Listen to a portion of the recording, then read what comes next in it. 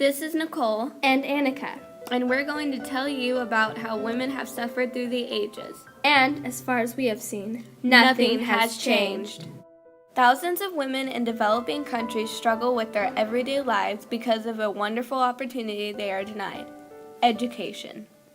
Girls at early ages are of more worth to their parents, doing simple tasks, and get pulled out of school to face challenges such as forced early marriage, childbirth, and HIV infections. The most prominent cause of death for girls from ages 15 to 19 is early pregnancy due to sexual assaults and forced childhood marriage. 1/4 to 1/2 of girls give birth before age 18 in many countries full of poverty. Boys and men in some societies look down in superiority on women because they see them as insignificant. Their roles in their communities are only household tasks and childbirth, neither of which require education.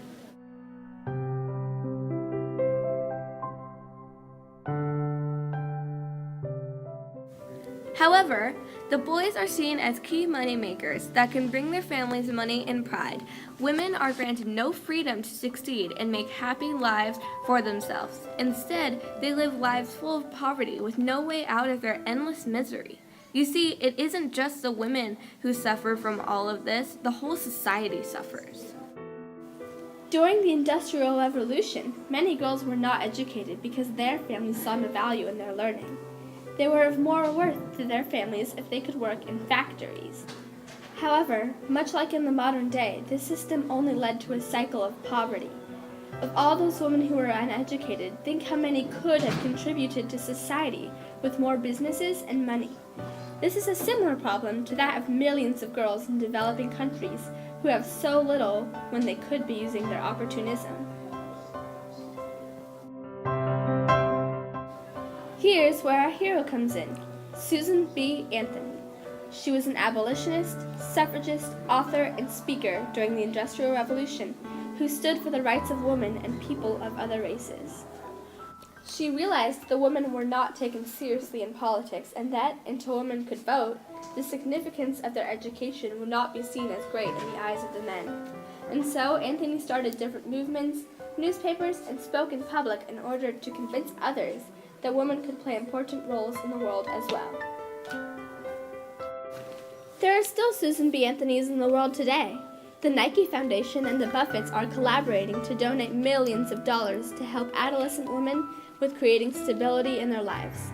They have created an organization called The Girl Effect that prevents poverty and gives lives purpose through education and showing that they care. Resources being provided for these girls have already brought personal and economic growth to their families, communities, and countries.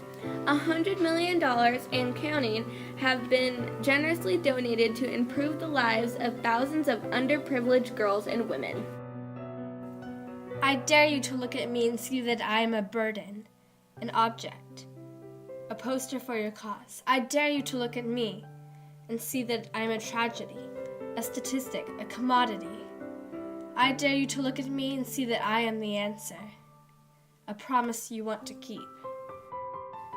There are 250 million adolescent girls living in poverty today. By 2030, we want 50 million of them out, nothing less than 50 million girl effects. That alone could change the world.